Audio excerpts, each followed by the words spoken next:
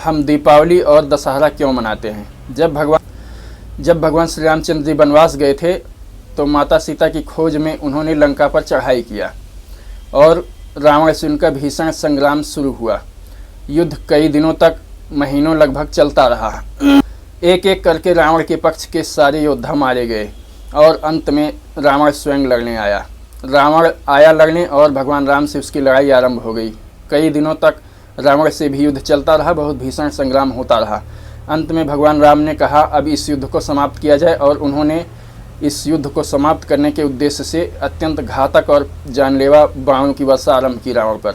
लेकिन उन्हें देखकर आश्चर्य होता था कि जिन बाणों से संपूर्ण लोक नष्ट हो जाएं, उन बाणों का रावण के ऊपर कोई भी असर नहीं हो रहा था। वे बाण रावण के पास जाते थे और फिर टूट करके छितरा कर दूर चले जाते थे।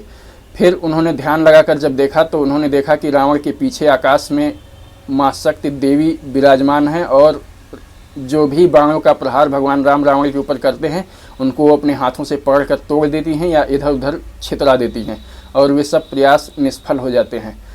राम उदास हो गए और फिर उस दिन के युद्ध में रावण ने राम को और उनकी सेना को बहुत ही भीषण तरीके से घायल कर दिया और युद्ध समाप्त हुआ दिन के समाप्त होने के साथ और सभी अपने अपने शिविर में लौट आए। राम की सेना घायल थी, सब एकदम हताश थे। राम भी घायल थे, लक्ष्मण भी घायल थे, सब लोग घायल और उदास बैठे हुए थे। जामवंत ने पूछा कि आप उदास क्यों बैठे हुए हैं? तो भगवान राम ने कहा कि यह युद्ध तो जैसा मैं सोचता हूँ हमारे और रावण के बीच है ही नहीं। यह तो सीधे सीधे शक्ति का मुकाबला है और माँ शक्ति रावण की तरफ हैं और मैं जिन भी बाणों का उपयोग करता हूँ जिनसे संपूर्ण लोक नष्ट हो जाने चाहिए, वे बाण माँ शक्ति के चलते रावण के ऊपर निष्फल हो जा रहे हैं। इस तरह से युद्ध नहीं जीता जा सकता और यह युद्ध तो हम कभी जीत ही नहीं पाएंगे। और जब भगवान राम ने यह बताया कि हमारे मध्य चलने वाला युद्ध वस्तुतः हमारे और रावण के बीच ना होकर हमारे और शक्ति के बीच है, क्योंकि रावण की सहायता तो माँ शक्ति कर रही हैं, तो हनुमान जी के क्रोध का पारावार न रहा।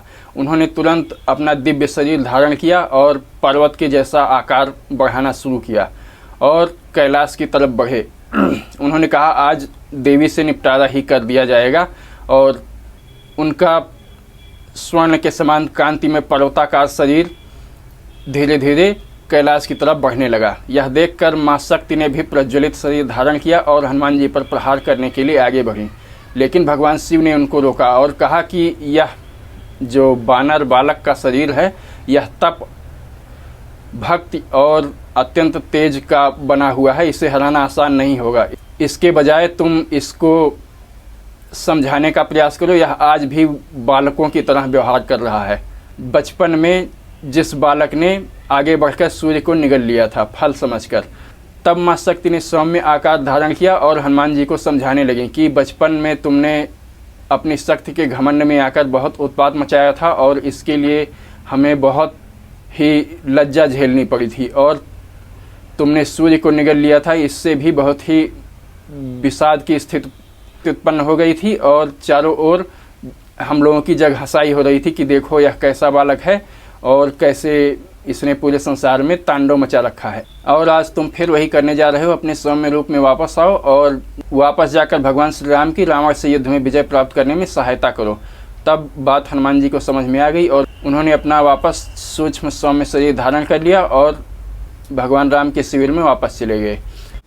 तब जामवंत ने राम को सलाह दिया कि अगर रावण जैसा तामसिक व्यक्ति शक्ति की उपासना करके उनको प्रसन्न कर सकता है, उनका आशीर्वाद पा सकता है, तो फिर आप क्यों नहीं पा सकते हैं।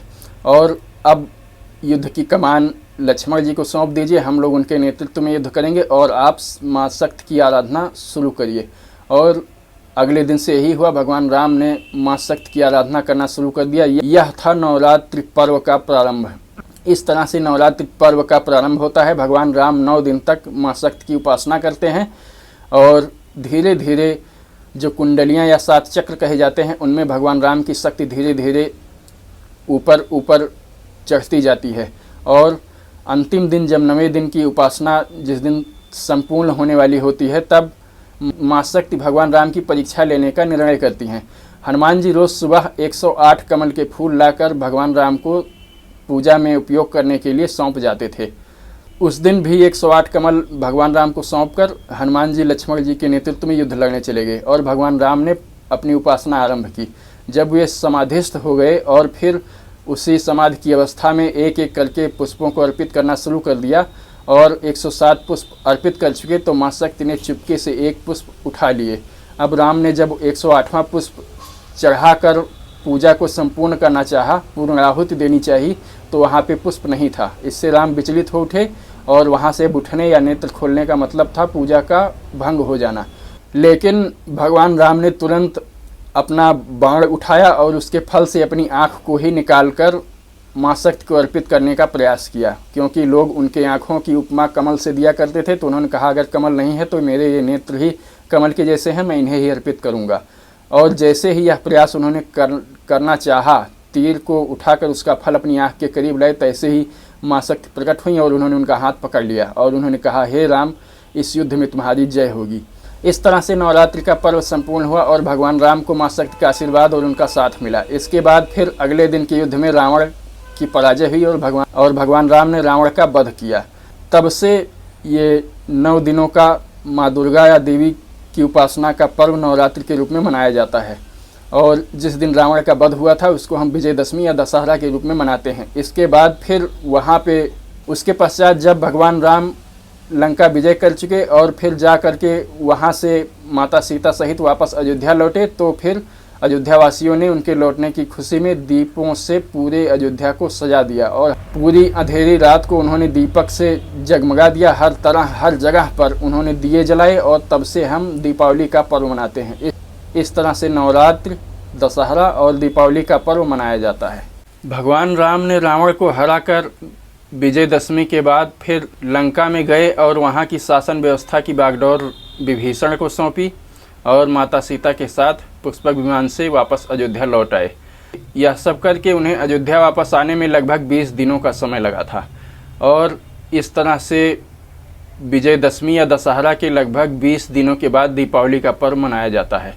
रावण विजय के लगभग 20 दिनों के बाद वे पुष्पक विमान से अयोध्या पहुँचे थे और तब अयोध्या वासियों ने उनके आने की खुशी में रात को गली मोहल्लों, घर, चौराहों, नगर हर जगह पर दीप जलाए थे। दीप जलाकर प्रसन्नता व्यक्त की थी और पटाखे छोड़े थे और इस तरह से खुशियां मनाई थी। तब से हम दीपावली मनाते चले आ रहे हैं।